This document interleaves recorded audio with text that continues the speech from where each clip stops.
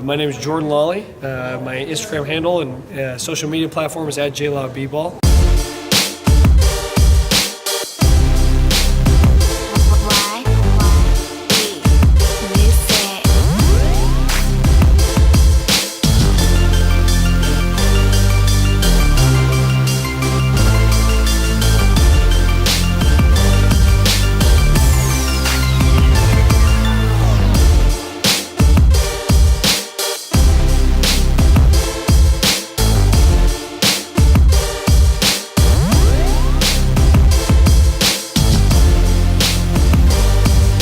I'm an NBA skills trainer out in California. I train a bunch of NBA guys like Evan Turner, Al Harrington, Wilson Chandler, Tony Roten Jr., as well as WNBA women like Brittany Griner, Sue Bird, Maya Moore, Skylar Diggins, Diana Taurasi, etc. So I run a bunch of NBA and WNBA training camps. I also do a bunch of younger talent level as well, so high school, college, even intermediate, middle school.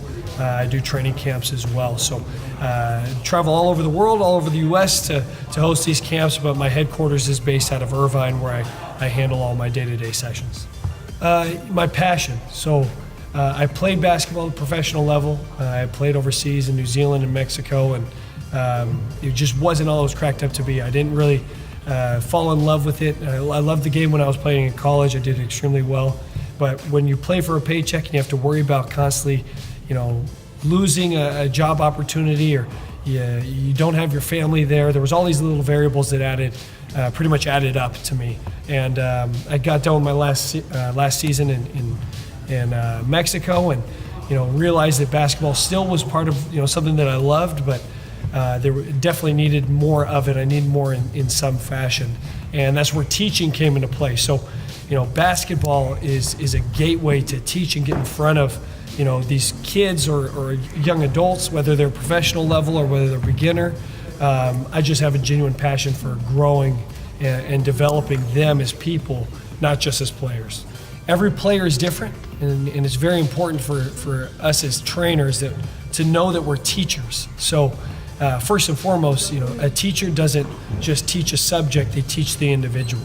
And a lot of times coaches or trainers will lose sight of that, they'll lose focus of that, and they'll teach the same concept a million times over without realizing that every kid is an individual, and they learn differently, they process things differently. So when it comes down to it, it's extremely imperative for that coach or that trainer to realize, hey, I need to focus on the person that's in front of me, because that individual needs individualistic attention, and they might learn differently than the others. So it's really important to focus that attention to detail.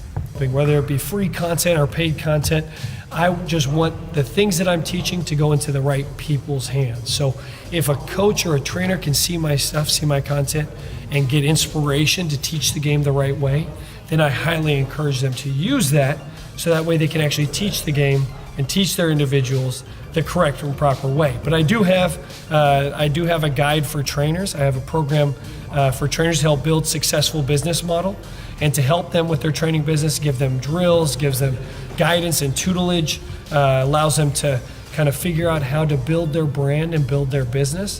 And then I also do have ball handling programs, tennis ball handling program. I have 99 scoring moves program, tells you how to be an offensive threat. I have a complete scoring system that gives you preseason, during season, and postseason workouts. So I have a bunch of stuff that can be found on my website, which is www.jordanlawley.com. And we have just a ton of resources for kids and for adults on professional level down to beginners.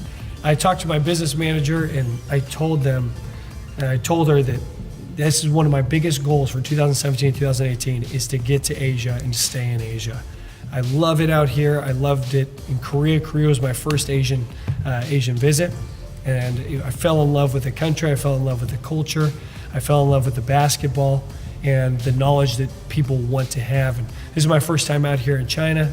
Briefly was in Hong Kong, and I feel the same passion. I feel the same desire and need for this basketball knowledge that I know that I have, that I know that America has in abundance. So the fact that I get an opportunity to come here and shed some of my knowledge is what I want. I want to put it into the right people's hands, so that way China basketball can be right up there with American basketball. It's not my duty to keep withhold knowledge and withhold information to one group of people or the next. I don't care whether you're, from one part of the world to the other. I just want this to be in everybody's lap. I'm a basketball missionary, so I want to make sure that, my voice and can be heard through everybody, and God's light can shine through me in front of everyone. Korean basketball is definitely up and coming. So they're starting to learn and become more advanced with their training techniques.